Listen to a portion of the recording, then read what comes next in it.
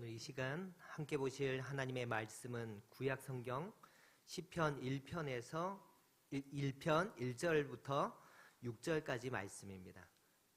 구약 805쪽에 있는 시편 1편 1절에서 6절까지 말씀 다 찾으셨으면 한 절씩 교독하고 마지막 절은 함께 읽겠습니다. 저부터 읽겠습니다.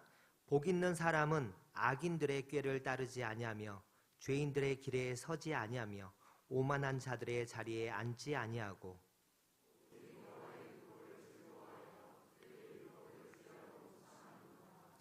그는 시냇가에 심은 나무가 철을 따라 열매를 맺으며 그 잎사귀가 마르지 아니함 같으니 그가 하는 모든 일이 다 형통하리로다.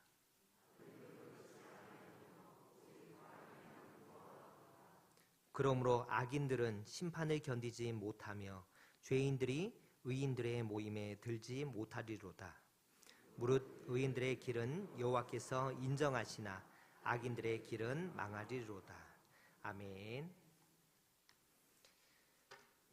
제가 선교단체에서 대학생들에게 복음을 전하고 성경을 가르칠 때 그리스도인으로서 평생 그리고 매일 말씀과 기도로 살아야 함을 가르칠 때마다 이 부분에서 이 대학생들이, 이 녀석들이 네, 한국 학생이든 중국 학생이든 이구동성으로 하는 말이 무엇이냐면 이럴 줄 알았으면 즐길 것 다 즐기고 죽기 전에 예수님 영접할 걸 이라고 말하는 겁니다. 제가 잘못 가르쳤을까요?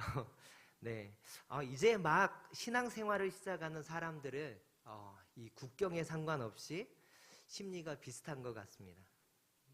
혹시 우리 사천교회 성도님들 중에서도 네, 혹시 이런 생각을 가지고 계시는 분이 계시다면 네, 초신자로 알겠습니다.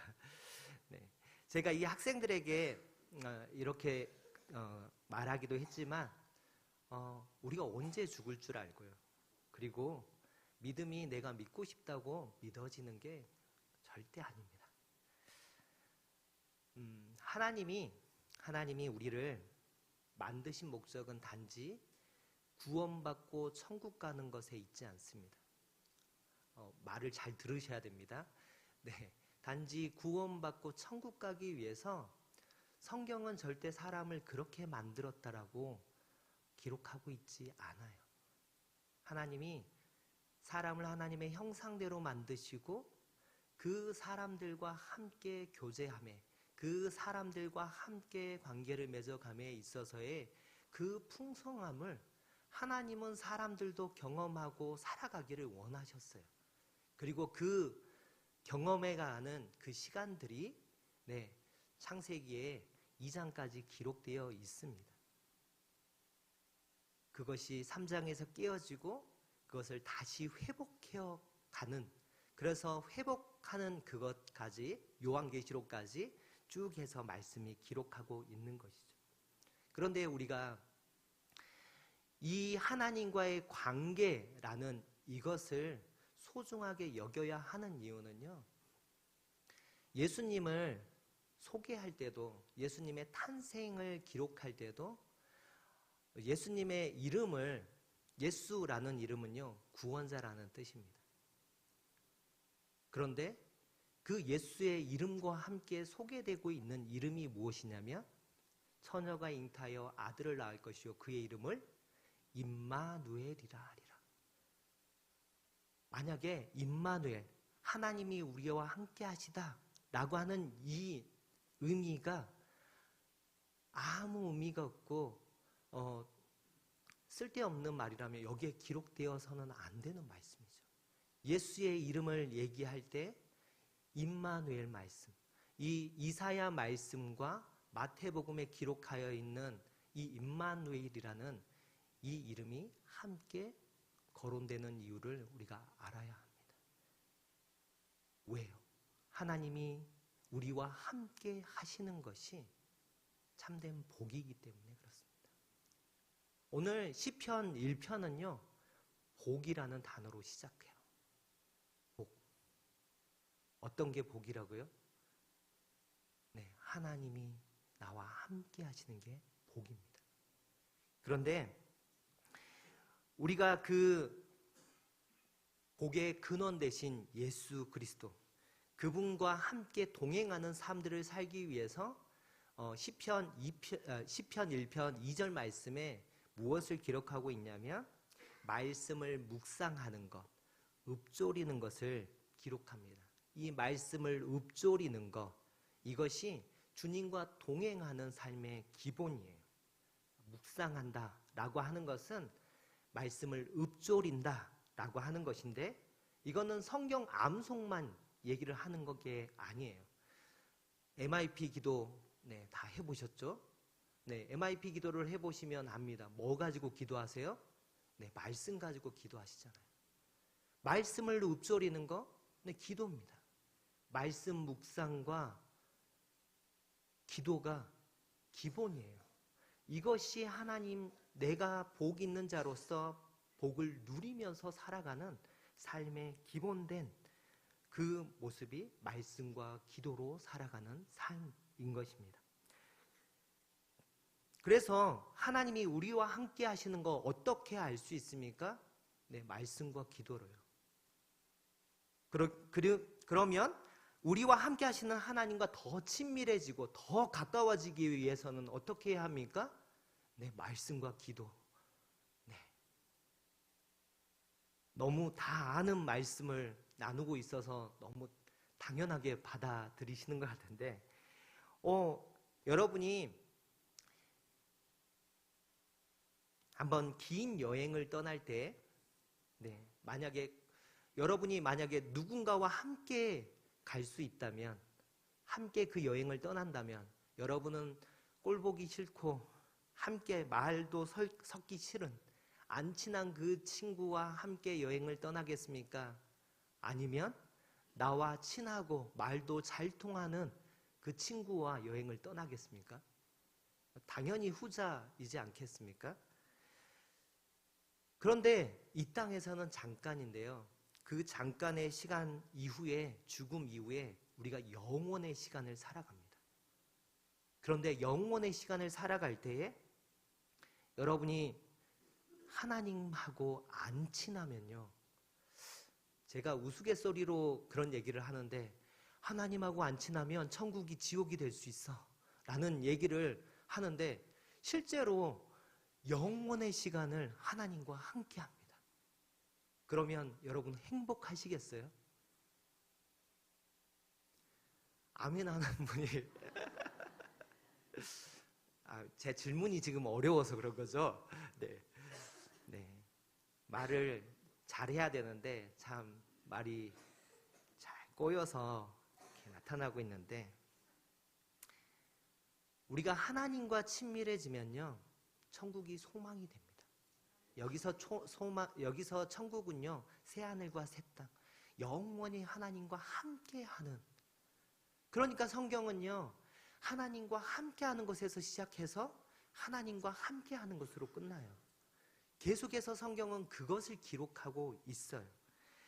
그래서 시편 1편에서도 그 복 있는 자는 이라고 표현할 때에도, 여기에서 수요 예배에 오셨던 분들은 들으셨지만 한 번 더 들으시기 바랍니다. 발라크라는 축복이라는 이 히브리어 단어를 사용하지 않고요, 아쉬레라는 이 감탄사를 사용해요. 왜 이 감탄사를 사용하냐면요, 이 감탄사는 뭐와 관련이 있냐면 하나님과 관계 맺음과 관련이 있는, 하나님과 함께하면, 여러분 누구한테서 태어나면 행복하세요? 누가 부러우세요? 혹시 학교 다닐 때 부러우신 친구가 있었나요?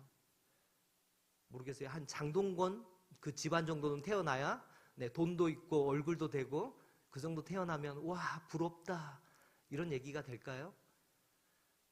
이 부러움이요, 처음에 시작할 때 이 사람은 참 행복한 사람이다 라고 하면서 감탄하면서 시작하는 게 시편 1편의 말씀입니다. 하나님과의 관계의 맺음이 이 사람에게는 너무 부럽고 기대되고 소망이 되는 거예요. 그래서 이 시편 1편의 마지막 절, 시편 1편의 마지막 6절에 가서 두 길이 나오는데, 당연히 시편 기자는 무엇을 기대하라고 말씀하면서 이것을 기록하고 있겠습니까? 의의 길, 의인의 길을 가라고 이것을 기록하고 있는 거죠. 그 주님과 함께함이 복된 길이고 의인의 길, 그리고 그 함께 주님과 함께 걸어가는 행복한 길임을 말씀하고 있습니다. 복 있는 사람의 그 이미지를 3절에서 시냇가에 심은 나무의 그 이미지로 말씀하고 있습니다. 그런데 이것이 그냥 원래부터 시냇가에 심겨진 나무가 아니라 다른 곳에 있었던 이 나무를 파서 시냇가에 옮겨 심은 그 나무라고 수요일날 한번 말씀을 함께 나눴습니다. 이 나무, 우리 또한 그런 존재잖아요. 하나님 싫어서 떠났던 그 존재를 하나님이 새롭게 파서 시냇가에 심긴 나무로, 그래서 그 하나님과 동행하는 그 시냇가에 심은 나무는 어떤 상태에 있습니까? 철을 따라 열매를 맺고 잎사귀가 풍성하면서 형통한 길로 나아가는 그 시냇가에 심은 나무의 이미지로 이것을 그려내고 있습니다. 그런데 4절에 가서 이 이미지와 정반대되는 이미지가 나와요. 그것이 무엇이냐면 바람에 나는 겨입니다. 겨는 다 아시죠? 네, 그 쌀이 있으면 쌀을 두르고 있는 이 껍데기, 이게 겨잖아요. 그래서 세번역에서는요, 이거를 겨라고 번역을 안 하고 쭉정이라고 번역을 했더라고요. 이게 더 의미상 서로 맞습니다. 3절에서는 시냇가에 심겨진 이 나무는요, 철을 따라 열매를 맺어요. 그런데 4절에 나오는 바람에 날리우는 쭉정이는요, 안에 열매가 없습니다. 알맹이가 없는 껍데기만 남아있는 걸 쭉정이라고 얘기를 합니다. 열매 없는 쭉정이의 그 이미지가 4절에 그려지고 있습니다. 같은 시간을 보냈어요. 세월은 흘러갑니다. 모진 풍파와 함께 경험해 가고 모든 것을 그렇게 시간들을 보내면서 살아가지만 알맹이가 있어요, 없어요? 없어요. 이런 삶을 헛된 삶이라고 얘기를 합니다. 알맹이가 없어 나중에는 곳간에 들어가지 못하고 그냥 불에 살라지는, 바람에 날리우는 쭉정이와 같은 인생을 4절에서는 악인의 최후의 모습을 보여주고 있습니다. 에베소서 5장 16절 말씀에 세월을 아끼라 때가 악하니라 라는 말씀이 있습니다. 세월을 아끼라. 네, 세월을 허비하니까 낭비하지 말라고 말하는 거죠. 뭐가 낭비일까요? 요즘에 난방비가 많이 나오시죠? 난방비 좀 아껴라. 전기 좀 아껴라. 추운데 난방하는 거요? 이거는 낭비가 아닙니다. 당연한 겁니다. 필요할 때 사용하는 것은 그것을 보고 낭비한다라고 얘기하지 않습니다. 필요할 때는 써야죠. 그런데 낭비는 어떤 거냐면 필요 없는데 사용하는 거예요. 막 쓰는 거예요. 세월을 아끼라라고 하는 것은요, 시간을 낭비하는 것을 얘기합니다. 이 모습을 가장 잘 보여주고 있는 그 모습이 무엇이냐면 이스라엘 백성들이 40년 광야 생활을 하는 거예요. 분명히 출애굽했습니다. 하나님이 어디로 인도해 가세요? 젖과 꿀이 흐르는 땅 가나안으로 인도해 갑니다. 그런데 그들이 가데스 바네아에 이르렀을 때 무엇을 요청하냐면 정탐하는 것을 요청합니다. 이스라엘 백성들이 요청했던 거예요. 정탐하기를 요청합니다. 하나님이 허락하세요. 각 지파에서 한 명씩 그래서 12명이 40일 동안을 이 가나안 땅을 정탐을 합니다. 정탐하고 돌아왔어요. 어떻게 됐죠? 네, 10명의 말을 듣고 이스라엘 백성들이 어떻게 얘기합니까? 하나님을 원망하고 불평하고 우리가 리더를 세워서 지도자를 세워서 다시 애굽으로 돌아가자. 이게 뭐 하는 짓이냐? 어디까지 왔는데요? 목전까지 왔어요. 가나안 땅에 들어가면 돼요. 가데스 바네아까지 왔는데 들어가지 않고 다시 돌아가겠다라고 말합니다. 하나님이 그 말대로 뺑뺑이를 돌리세요. 광야를 헤매게 하세요. 40년 살지 않아도 되는 시간이었어요. 정탐하고 하나님이 약속하셨으니까 저 땅을 주시는구나. 좋은 땅 주시네 하고 들어가면 되는 건데 우리 지도자를 세워서 다시 돌아가자. 불평과 불만 속에서 막 외치니까 결국 그들의 말대로 하나님이 들으시고 40년 광야 생활을 하게 하신 거죠. 이게 시간 낭비하는 겁니다. 하지 않아도 될 거, 그냥 순종해서 들어가면 되는 거 40년을 왜 보내요? 거기에서 죽어간 사람을 다 오늘 얘기하고 있는 헛된 삶을 살아간 사람들이었습니다. 그들이 왜 출애굽했습니까? 하나님이 약속하신 대로요, 가나안 땅에 들어가기 위해서. 그런데 들어갔나요? 들어가지 못했습니다. 헤매다가 허송세월만 보내고 광야에서 죽었어요. 그들에게는 맺혀진 열매가 없습니다. 그냥 쭉정이만 남은 그들의 인생이 되어버리는 것이죠.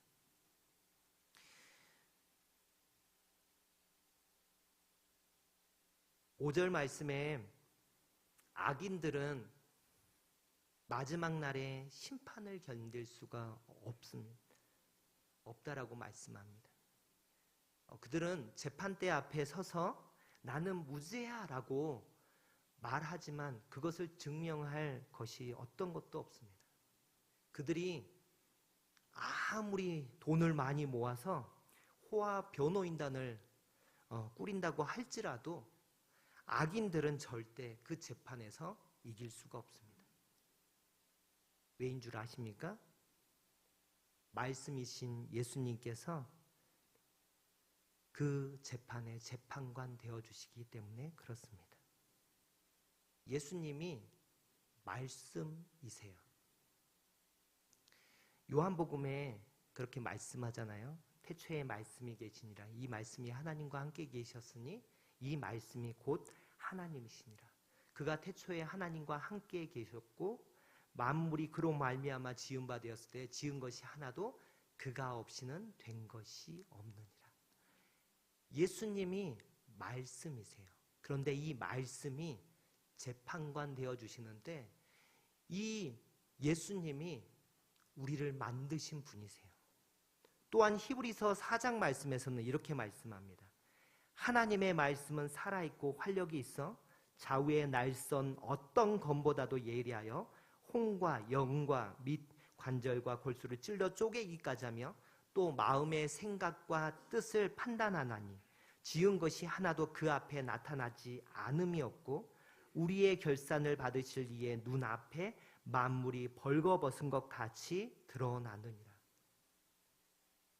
말씀 앞에 모든 허물이 다 드러난다라고 말씀하고 있습니다. 또한 그 말씀이 어떻게 해요? 마음의 생각과 뜻을 판단하신다라고 말씀하죠. 지은 것이 하나도 그 앞에 나타나지 않음이 없다라고 말씀합니다. 뇌과학자들이 얘기할 때 마음이 여기에 없고요. 여기에 있대요. 누가요? 뇌과학자들이. 왜 이야기를 할까요? 저도 여기에 동의합니다. 여기 성경을 좀 보면은요. 성경의 말씀들이 대부분 여기가 마음이라고 안 하고 거의 여기를 마음이라고 하는 것 같아요. 오늘 아까 읽었던 히브리서 4장 말씀에서도요. 또 마음의 생각과 뜻을 판단하니.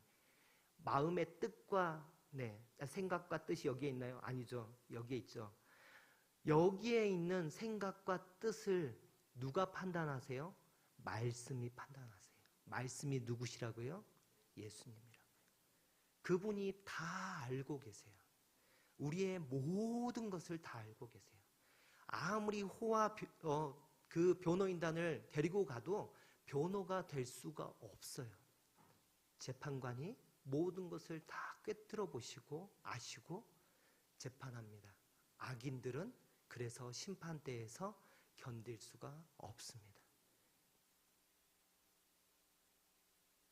또한 악인들은 심판대 앞에서 무죄 선고를 받지 못할 뿐만 아니라 의인들의 모임에도 들어가지 못합니다. 그들에게는 복의 근원이 없어요. 말씀이 없어요. 하나님하고 친밀하지가 않아요. 앞에서 얘기했던 것 다시 한번 말을 반복한 거였습니다. 예수님께서 자신을 무엇이라고 요한복음에 소개하시냐면 여러분 다 아시죠? 예수님이 말씀하십니다. 나는 길이요 진리요 생명이니. 여기서 길이라는 그 의미는 방향을 제시합니다. 우리의 살아갈 방향을 제시해 주시는 분이십니다. 여러분 발자국이 없는 그곳에 내가 처음으로 걸으면요. 길이 돼요.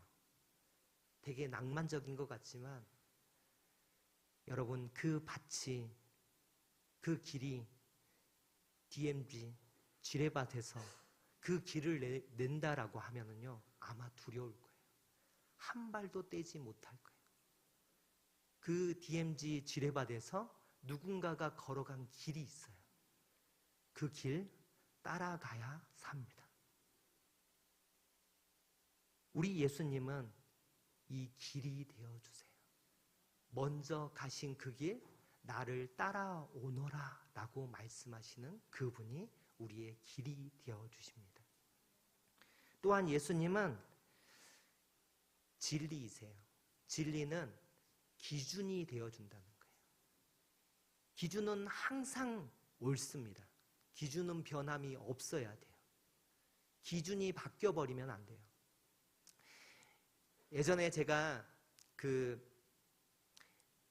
우리 아이들하고 같이 애니메이션을 보다가 이게 좀 옛날 애니메이션이긴 해요. 곰돌이 푸라고. 거기에 곰돌이 푸를 보니까 거기에서 한 캥거루 친구가 키를 재는데요. 키를 재는데 매일매일 키를 잴 때마다 자기가 작아지고 있어요. 왜요?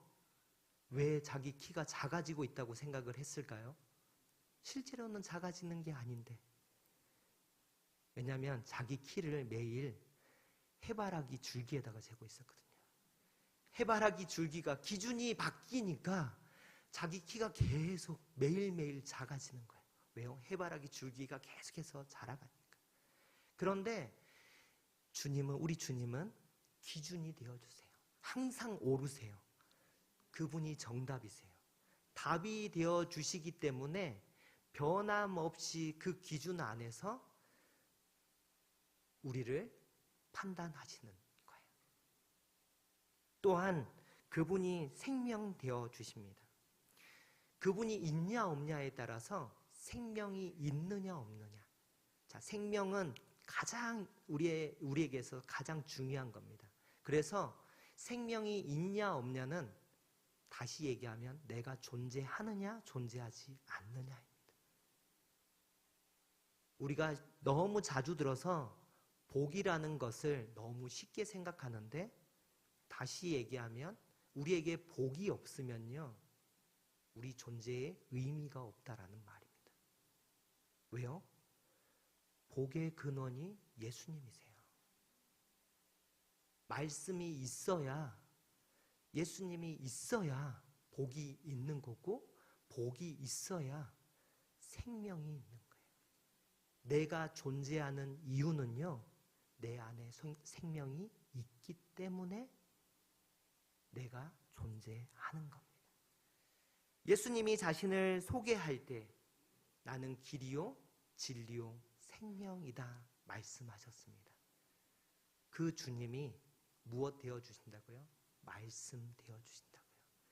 말씀 되어주셔서 그 재판대 앞에서 재판관 되어주시고, 또한 어떻게 해요? 의인을 그 의인의 길을 걸어가는 사람들을 내가 너를 안다 라고 얘기를 하십니다. 6절에 나오는 여호와께서 인정하신다라고 하는 인정하다라는 단어가요, 알다라는 뜻이에요. 나 너 알아. 재판대 앞에서요, 너 그때 거기 있었던 건 내가 너 알아. 그런데 내가 주의 이름으로 나더러 주여 주여 하는 자마다 다 천국에 들어갈 것이 아니요 다만 하늘에 계신 내 아버지의 뜻대로 행하는 자라야 들어가리라. 그날에 많은 사람이 나더러 이르되 주여 주여 우리가 주의 이름으로 선지자 노릇하며 주의 이름으로 귀신을 쫓아내며 주의 이름으로 많은 권능을 행하지 아니하였나이까 하리니, 그때에 내가 그들에게 밝히 말하되 내가 너희를 도무지 알지 못하니 불법을 행하는 자들아 내게서 떠나가라 하리라. 이렇게 모른다 하시면, 도무지 알지 못한다 하시면 인정하지 않는 악인의 삶이고, 이것을 뭐라고 얘기를 해요? 악인의 삶은 망한 거예요. 망한 것은 안에 들어있는 게 아무것도 없어요. 망한 거예요. 그런데 의인의 길은 어때요? 하나님께서 인정하는 길이죠. 내가 너 안다 라고 인정하는 그 길이 우리에게 복된 길이다 말씀하십니다. 시편 말씀은요, 복에 대해서 말씀합니다. 그러면서 또한 우리가 의인의 길로 나아가라고, 그래서 그 복된 길, 그 복받는 길, 복을 누리는 삶을 살아가라고 말씀하고 있습니다. 우리가 주 예수 그리스도와 동행하는 그 은혜 속에 말씀과 기도, 너무 식상한 말이 아니라 말씀과 기도 속에서 하나님과 동행할 수 있고, 말씀과 기도 속에서 하나님과 더 친밀해지고 가까워질 수 있습니다. 그 속에서 우리가 복된 삶을 살아가고 있음을 매일매일 점검하며 살아가는 우리 사천교회 모든 성도님들, 지금도 끊임없이 그 삶의 자리 가운데서 분투하면서 쉽지 않은 삶의 걸음들을 걸어가고 있는 우리의 모든 삶들 가운데 이 복된 삶을 누려가기를 주님의 이름으로 축원합니다.